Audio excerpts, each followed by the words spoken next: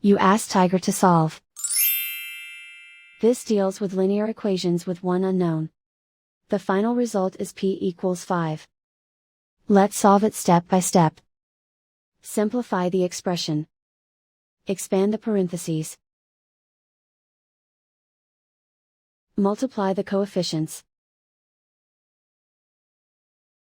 Simplify the arithmetic.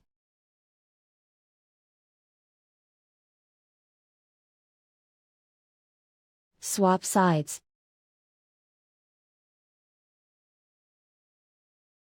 Group all constants on the right side of the equation. Add 14 to both sides. Simplify the arithmetic.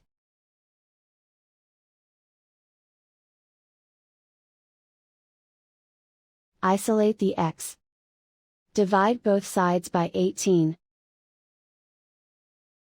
Simplify the fraction. Find the greatest common factor of the numerator and denominator. Factor out and cancel the greatest common factor.